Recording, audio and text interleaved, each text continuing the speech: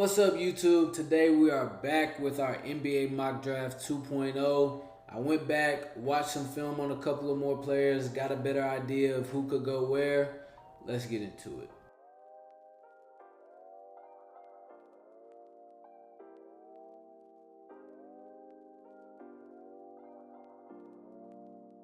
Alright, so with the first pick, I do have it not changing. I still think the Wizards go with AJ Dembele. I think he starts for them at the 3 position. I think he is somebody that has high upside. He has an NBA mid-range game already. I think he can work on his finishing a little bit. I love how he's able to draw fouls. I think that's a really big skill set in today's NBA, and he does it at a high level. I think he's gonna have to learn how to play off ball a little bit more playing with the Wizards, but I think it's definitely something he can do. He'll be a plus defender with that length and that athleticism if he buys into it. So I have the Wizards going with AJ Dembele. At pick number 2, you have the Utah Jazz. They traded for Jaren Jackson to pair him with Lauri Markkanen in that front court, which I think can be pretty good. You drafted Ace Bailey last year, and he showed a lot of promise. Keyonte George took a step, and I think adding Darren Peterson to that mix will do a lot of good. I think he's a good defender. He can shoot the ball, obviously play off the ball. I think he showed he was a more on-ball creator in high school, and I think that's something that he still can do. I don't think he was asked to do it as much at Kansas, but I think with his ability to play on and off with Keyonte George and the length of that front court, you slide Ace Bailey into that 3 position, and then Jaren and Lauri are your 4-5, however you want to shake it. I like that starting 5. I like the length. I like the defensive ability, and I like the shooting and scoring aspect of it. So I think he would fit right in. At pick 3, I don't think you could go wrong with either or. I love Caleb Wilson. I love Cameron Boozer. I think the Grizzlies are going to go for more of a higher upside potential with Caleb Wilson, just simply off he's lengthier, he's more explosive. I think their motors are both good, but Caleb Wilson has a really high motor. He doesn't shoot it as well as Cam Boozer just yet, but he has that fire inside of him that shows like he's going to want to get better to make not only himself better, but also his team. And I think the Grizzlies are in that position to take swings on high upside guys. So I have them going Caleb Wilson. At pick 4, you have the Chicago Bulls. I think they go best player available, and it's Cam Boozer. I think he's a 12, 13, 14 year NBA pro. I think he's good right off the bat. You kind of know what he is. I think he'll be a high 30s, low 40% three-point shooter. He's going to rebound. He's going to defensive end. I don't know if he'll be able to defend on the perimeter as well because of his lateral quickness, but I think he'll be a smart team defender. He'll always be in the right spots. I love that pairing with Buzelis and Giddey. I think you have a lengthy just basketball team with a bunch of guys that are 6'7", 6'8", and up. I think that would be a good pair. At pick 5, you have the Los Angeles Clippers, who miraculously got this pick after the Indiana Pacers, for some odd reason, traded it for Ivica Zubac, but we'll see how that ends up shaking out. I think the Clippers can go in a multitude of different ways. What I like with them in this position is I think Darius Garland would be best as a 6-man. I think that would be better for his slight frame. I think he would be instant offense off the bench, being able to score as well as just generate plays for others. And I think it would help him last into the playoffs and throughout the playoffs if they were to so get there while he's still on the team. I think that would be a great pairing. So I think they go with a point guard, and with the defensive capabilities as well as the mid-range skills of Kingston Flemings, I think you have that set floor. I think he's also an underrated passer. That I think Flemings would be the best fit for them and kind of what they're building with him and Mathurin. I think that gives them very defensive-minded guards that also can score and can handle the ball. I think that would be a nice pairing. At pick 6, you have the Brooklyn Nets, who I think they can go a lot of different places. They drafted a lot of rookies last year in the first round. They didn't necessarily pan out how you wanted them to for their rookie years, but a rookie year is not necessarily the tell-whole story of what those players are going to be. They can obviously develop into all-stars or even possibly a superstar. Your rookie year does not define you. I think they should have traded Michael Porter Jr. at the trade deadline. I don't think he fits their timeline, and I think they could have got back maybe 1 to 2 first-round picks. I think they were looking for 4, and I just don't think he fits that, especially not in this economy where the CBA limits teams from trading first-round picks as well as how much salary they can take on in different trades. So I think they should have got what they were able to get and got off of him so they can start developing these young pieces. But with that being said, I have them going Keaton Wagler. I love his pick and roll prowess this year as a freshman at 19. I think he needs to add some strength to his frame, but overall, I love his shooting ability. I love that he can play on and off ball, and he has defensive upside with that 6'6" frame or 6'5". He's also very lengthy, so I do like the fit for the Brooklyn Nets. At pick 7, you have the Sacramento Kings, a team that doesn't necessarily have a just foreseeable path. You kind of don't know what they're doing. They have DeRozan, Levine, and Sabonis. They didn't make the playoffs with them. I don't think a rookie changes that. I don't know if they're going to spend big in free agency. I don't know if they can. I haven't looked into what their books look like. I think they just need an infusion of young talent. I think them obviously they're 2 point guards that they drafted, both all-stars, De'Aaron Fox and Tyrese Halliburton. They both traded them off and traded for other players. I don't know what the Kings are doing. I'm not in the Kings front office, but if I were, I would take Darius Acuff Jr. I love just how poised he is. I love the pace that he plays with. He's never sped up. He's great in the pick and roll. He's not the quickest or the fastest, but he gets to his spot. He's a great jump shooter. He finishes well at the basket. He's a really good passer. He showed he could lead a really high-powered offense in college, which is hard to do because there is no defensive 3 seconds. People can just camp out in the paint for the whole defensive possession, muddying up driving lanes, and he was able to produce at a high level. So I do have them going Darius Acuff Jr. At pick 8, you have the Atlanta Hawks, who we don't know exactly what they're going to do with Kuminga. I think that if they can keep him on a team-friendly deal, I think they would do so.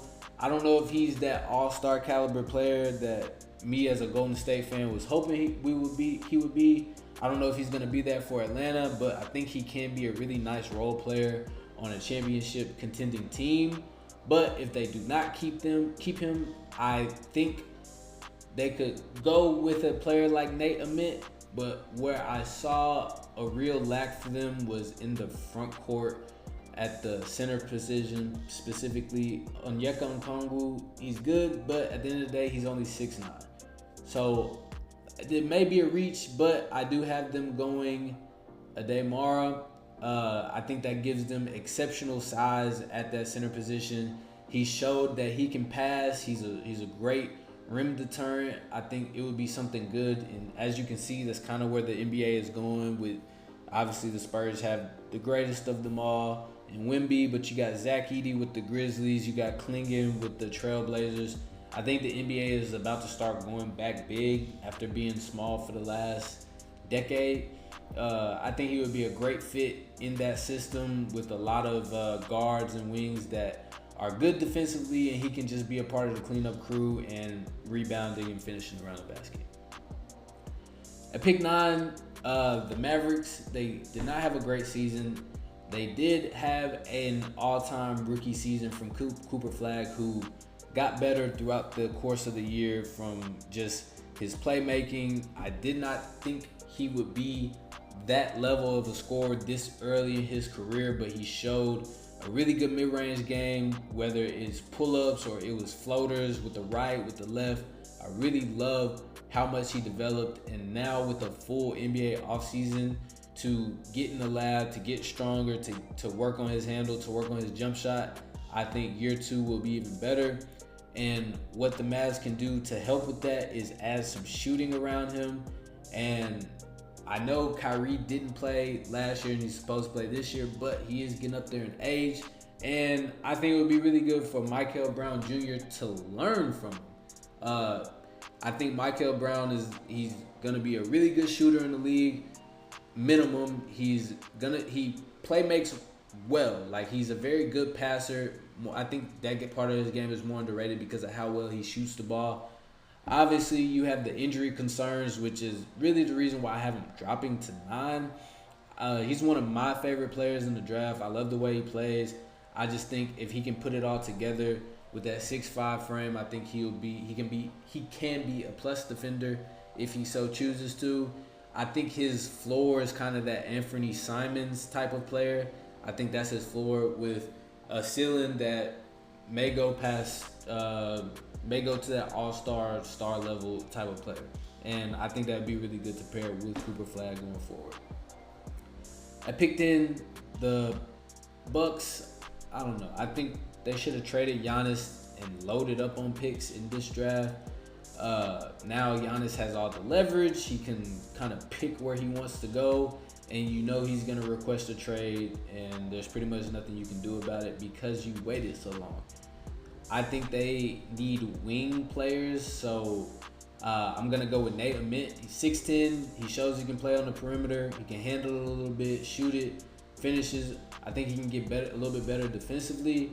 But I think it would be a good upside pick with, obviously, they had that Giannis development. I'm not saying they could get that same type of development out of Ament, but I think they could get something good with him, and for the future have him as their number 2 or their number 3 on another championship type roster. At pick 11, we have my favorite team, the Golden State Warriors, who I can see them going with a guard, or I can see them going with front court depth. Pods, I think he showed that he can be your 6th man. I don't know if he's your starter at that 2 guard position. Moses Moody is probably gonna be out for the year. He may come back towards the end of the year, but I know how we like to hold players out until they are fully healthy, so it may be we not see him until the start of the 2027 NBA season. So I do think they could use a starting 2. I have them possibly going LeBaron Philon or Yaxel Lindenberg for the length in the front court. I don't think they could go wrong either way. I love both of these prospects. I wish we could have them both, but we can't. And I think we need more front court depth than we need more guards. I don't want to see the 3 guard lineups anymore. I don't think that works in today's NBA, where you have teams starting a 6'4" point guard, a 6'7" shooting guard, and a 6'9" small forward. It puts too much work on the guards to be able to defend and rebound, and that's why shots start falling short towards the end of the game, because they are tired from guarding these bigger players. So I want to see us get bigger, and we can't do any better than getting Lindenberg, who can play 1 or 3 through 5. He can play out on the perimeter. He can guard centers. He can guard wings. He shot well from 3 this year. He showed he can finish at the rim. He can play off the ball, which is obviously something you're going to have to do in Golden State. So I like the pick. At pick 12, this is kind of hard for me because the Thunder probably won't be able to sign these players that they draft unless they trade a 2 for 1. They're so deep. They don't really need anything, but they could go guard just with the fact that Caruso and Dort, you could make them expendable, especially, like I said, in today's NBA with the CBA and how the luxury tax works now. You're going to have to constantly work around that cap and move players around in different places. So they could try to get off of those contracts and replace it with cheap labor from the draft. And I think it's between Burries and Phylon. I think that both of them would do well in Oklahoma City in that development system. I think they need somebody that can break the paint more consistently. When teams double Shea, it's kind of hit or miss for them, and I think they would be better to go with Phylon. He kind of is in that Shea type of mold, but he can play off ball some. He had to do it with Aiden Holloway. Had to do it with Aiden Holloway before he got suspended. I think that would be a good parent and somebody he could learn from as his game. I'm not saying he necessarily looks exactly like Shea, but just the craftiness, the way he plays, that could be somebody he could learn from. At pick 13, you have the Miami Heat, who are stuck kind of in this area. They're not overly great. They're not terrible, but they always find themselves in that play-in type of place. I think they need a real difference maker because they're not a bad team. You have Bam, Tyler Hero, Andrew Wiggins. They signed Norman Powell. I think they can do a lot of great things. I think Kelly Ware can still develop. I love his upside. I think it's just getting through him and him being a professional day in and day out. But I think they could go in a couple of different places. I think they could go for another stretch big, even though that person will probably be coming off the bench, or they could go for a guard. And I think they're going to go with Braden Burries. Really good slasher, good finisher at the rim. He's a good shooter. I think he's a better passer than what he gets credit for. He defends coming from that Arizona team. I think that would be a great fit for him, and he would fit right in with that culture, with Heat culture. At pick 14, you have the Charlotte Hornets, who made a run towards the end of the season. They got really hot. They showed a lot of promise with that young core. I love Brandon Ingram, LaMelo, and Khan as your kind of trio. And now I think they just need really good role players to go around it. I think that Miles Bridges could possibly be on the trade block as he may not fit their timeline. I think they need to boost their front court depth, and I think they do that with Haynes Steinbach. Stretch 4, can rebound, not the best defender, but I think he's serviceable and will be in the right place. I think it would fit really well with just kind of how that team wants to play. They want to get up a lot of threes. I think he can pick and pop. He's a decent passer. I think that would be a great fit for them. At pick 15, the Chicago Bulls are back on the clock, and I think they could go in a lot of different places. I think they could go with a point guard, because Josh Giddey can play point, but I don't know if you want him always having the ball in his hands. I think they could also go with front court depth. They traded Vucevic this past trade deadline. So for me, it's between Chris Sinak and also Christian Anderson. Those two are kind of my number one fits. I know they traded for Rob Dillingham, but I don't know if he's a bona fide point guard. I think he's more of a six-man. They could also go with Cameron Carr at that shooting guard position as a 3-and-D wing. It's kind of just really up in the air between these three prospects for me. I think the best fit just coming right off the bat would be Cameron Carr. He gives you that instant point of attack defense as well as the three-point shooting, the 7-foot wingspan. I think he can create a little bit more than what meets the eye, but I think that would be a great pick for them. At pick 16, you have the Memphis Grizzlies back on the clock, and I just think that they're going to go for a lot of upside in this loaded draft. They're not going to be competing anytime soon, especially in that loaded West. I think they have to build for 3-4 years from now, and if they go Caleb Wilson with that first pick, I think they can backdoor with Kareem Lopez, another strong, defensive, sturdy wing. I think he's somebody that can finish around the basket. He can work on his handle and his jump shot a little bit more, but I think he already has an NBA ready body, and he would come in and be able to contribute right away. At pick 17, the Thunder are back on the clock. And again, the rich get richer. That Paul George trade probably is going to go down as one of the worst trades in NBA history. And it's not even because Paul George was a bad player for the Clippers, but you got a 2-time league MVP and like 5 first-round draft picks. So, I mean, you kind of just, the scale just tilts to that so much. I think that the Thunder can add more front court depth right here, some more defense. They love that. I think it would be something to kind of give Chet a spell and some insurance in case Isaiah Hartenstein leaves. So with that being said, I have them going Jaden Quaintance, who is a great defender, really springy, high motor player. This year at Kentucky was weird, but the previous year at Arizona State, he showed so much defensive prowess. I think he's an all defensive team type of prospect, and I think he would fit great with that culture. At pick 18, I have the Charlotte Hornets back on the clock.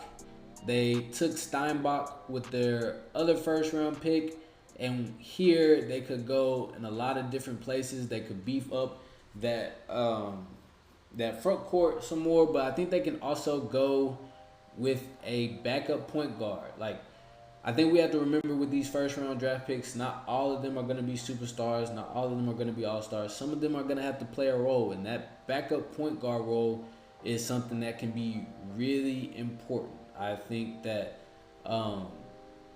they can boost that by being able to have LaMelo play off ball in some small ball lineups where LaMelo's at the 2, maybe Khan at the 3, Brandon Miller at the 4. I think they can do that with Christian Anderson. I think that would look really good. He kind of fits that young, kind of savvy point guard that is what the Charlotte Hornets need. He can go in. I think he can be somebody that gets minutes right away coming off the bench. I think just with his jump shooting and his passing ability, I think that would be a great fit. At pick 19, I have the Toronto Raptors on the clock. And this is a team that is kind of like the Heat. They're not overly great. They're not terrible. So they're going to be in that low playoff to play-in type area. They made the first round this year, but they didn't look good. I think they need to add a little bit more shooting and defense, and that would be Isaiah Evans for me. I love what he did at Duke. He showed a lot of competitive spirit. He shoots the ball well. I think he has the length to be a plus defender in the NBA. So I have them going Isaiah Evans. At pick 20, you have the Spurs on the clock, who I think their most glaring two needs are backup point guard, because I think they're going to get rid of De'Aaron Fox for somebody like Michael Porter Jr. or Trey Murphy, just somebody to stretch the floor. I think it would be best with Michael Porter Jr. just because he's a really good rebounder as well as a movement shooter that you can set pin downs for. And I don't really see that in the Spurs offense, and that's something that can take them to the next level, just with off-ball movement, cuts, things of that nature. So I do see them possibly moving off of De'Aaron, but they need a backup big. Their scheme completely changes when Wemby is not on the floor, and that is not good. I don't think that that's something that should happen, to where teams can't attack the paint at all to it being a free-for-all. I'm not saying you're gonna get somebody that's as good as protecting the rim as Wemby, because you're not, but you should have somebody to where teams aren't just attack, and now all of your players are in foul trouble. That's not something that should happen. And I could see them going Chris Sinak, or I could see them going Henry Vesar. I know Vesar would kind of look like a reach, but I love the size that he has, and he has a bit of athleticism. I think that would be a good fit in San Antonio as somebody that can back up Wemby and be better than what they have now. At pick 21, you have the Pistons, another team that needs shooting. It was glaring in the playoffs. They missed Malik Beasley a lot. Cade didn't have a lot of space to operate, even in that first round when they miraculously came back versus the Magic. I just see them going with Amari Allen. I was watching him. He can really shoot the ball. I think he's a really good defender. He can create a little bit more than you think, although he wouldn't be asked to do that in Detroit. I think he's somebody that can space the floor for Cade while also not giving up a whole lot on the defensive end. At pick 22, I have the Philadelphia 76ers selecting somebody that can play that kind of wing role. I don't know if they'll be able to sign Quentin Grimes. You have VJ Edgecombe, who, yeah, he's 6'5", but he's more of a shooting guard. Tyrese Maxey is about 6'2". I think you need a bigger body at somebody that can come off the bench and make plays. And I think that somebody is Dalen Swain out of Texas. He handled the ball a lot this year. He was a pretty good passer. He didn't show a whole lot of scoring, but he's going to be a really good defender in the league, and he's somebody that I think you're going to be able to rely on as a role player for a team that has championship aspirations. At pick 23, you have the Hawks on the board. Again, they went with Mara with their first pick to kind of shore up that front court. I think they could go with a guard just because Dyson Daniels, he's not a point guard. He's your point of attack defender, off-ball player. CJ McCollum's getting up there in age. Nickeil Alexander-Walker's coming off the bench. You have the ball in Jalen Johnson's hands a lot, and at times it can be too much. So I have them going with Ben Sturtz out of Iowa. I think that would be a good fit there. Somebody that can handle the ball, take some pressure off of Jalen Johnson, and make life easier for everybody else on the court. At pick 24, you have the New York Knicks, who are a finals team for the first time in a really long time. I love what Mike Brown has went and did. He's taken the ball out of Jalen Brunson's hands all the time to conserve energy. He's going deeper into his bench. More players touch the ball, and I always say the ball has energy. Nobody wants to play basketball if one person is dribbling for 15 seconds and they're just standing in the corner, and then they have to go play defense. Then stand in the corner, have to go play defense. Doing that over and over again is going to start to not be fun. And I know they get paid millions of dollars, but at the end of the day, this is a child's game, and it's supposed to be fun. Nobody wants to just sit there and do that. But I love what they've done. I think they can add some more front court depth, and I think they do that with Chris Sinak Jr. I think he fits that Mike Brown mold. He'll defend. He can knock down the mid-range a little bit. He'll rebound. I think he needs to add some weight, but I think that would be a good fit in New York. At pick 15, you have the Lakers on the clock, who, I mean, they were just decimated with injuries. I think that series with OKC looks a little different. I think OKC still wins if Luka plays, but I think maybe the Lakers get 2 games off of them. Maybe they win the series. I don't know. But this is a team that needs better players in the front court. I mean, DeAndre Ayton just showed that he's not that type of player, and he's shown that his whole career, so I don't know why he kind of tried to revert back into the way he used to play versus the way that was helping them win games. I don't know if they're gonna explore bigs in the trade market, but I think they could shore that up with Morez Johnson Jr. I know he's on the smaller side height-wise, but his wingspan and standing reach, along with his athleticism and coordination, I think he would be a great fit for Luka to be able to just catch lobs from him. I think that would be, and he's also a plus defender. I think that would go great with the Lakers. At pick 26, you have the Denver Nuggets, and I think they go Koa Pete. I know you could probably say, oh, Koa Pete is falling, but his jumper really scares me, and I don't know how long it'll take to fix that.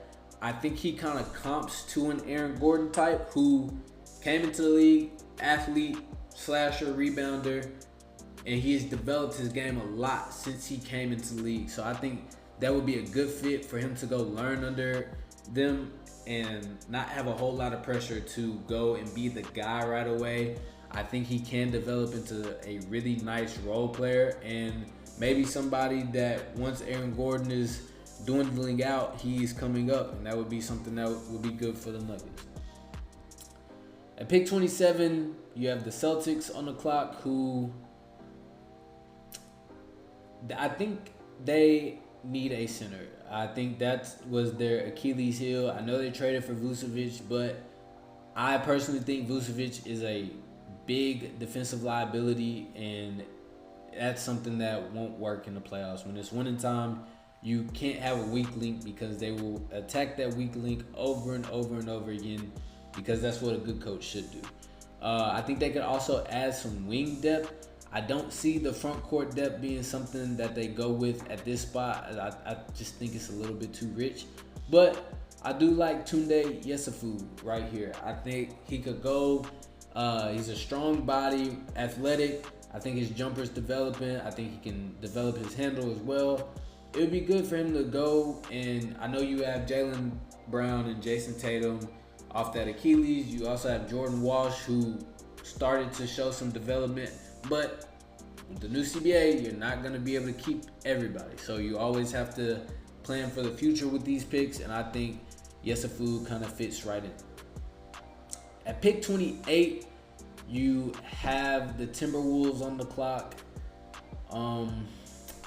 I feel like they've kind of reached their ceiling with Chris Finch. I think they need a dynamic point guard to go along with Anthony Edwards. I think they tried it with Dillingham. It didn't work. I think even though I love what Rudy does on the defensive end, even though I think on the perimeter he can be a liability when switching out, but you can kind of scheme around that. The problem is offensively, if he's not catching lobs, he's not really giving you anything, and for what he's making, that hurts them a lot because they play 4-on-5. I don't think Julius Randle can be your number 2. I think either Jay McDaniels has to take another step or you have to get off that contract. At this point in the draft, you kind of just want players that you know can play. I think they could go a couple of different places, but the best place that I see them going is Ibuka Okori.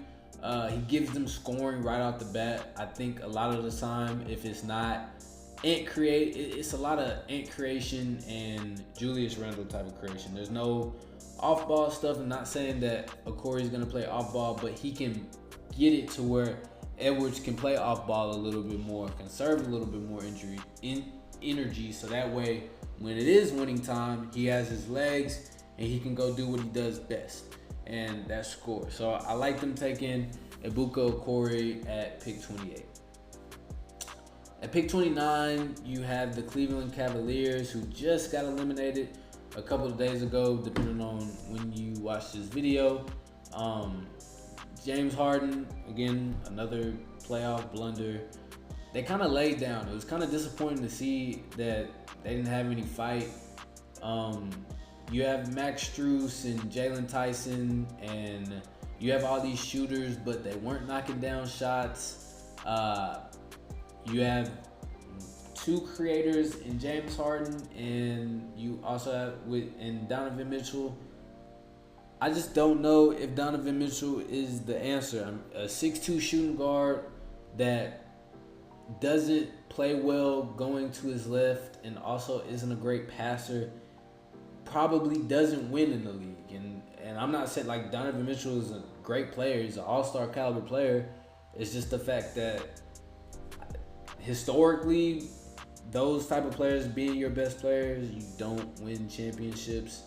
But I see them kind of going with some backup front court depth. I think they have some decisions to make on Evan Mobley and Jared Allen. We'll see, but I have them going Allen Graves, the power forward out of Santa Clara. Then with our last pick, you have the Mavericks back on the clock. I think they do need more in the front court now that Anthony Davis is gone and Lively stays hurt, Gafford stays hurt. But at this point in the draft, it would be a reach to take some of these guys. So I do have them going with the best player available. And for me, that's Malik Thomas. I think he's going to be a really gritty defender, which is something they're going to need. They're going to need a point of attack defender. I think he's a developing three-point shooter. And I think he also has a little self-creation that he was able to show here and there throughout his time at Arkansas. So that's my NBA draft. I hope that y'all enjoyed this video. I want to know who's y'all's favorite players are. I want to know who y'all can see going where. I want to know maybe just some more information on these players. Y'all let me know. And I appreciate y'all for watching. Please comment, like, subscribe, do all of it. The support, man, I'm so blessed. This is something I've always wanted to do. I've been talking sports since I was 5 years old at the barbershop, and I never wanted to be about takes of who's better than who. I just wanted to talk ball, and this platform kind of allows me to do that. So I appreciate y'all, and we'll be back.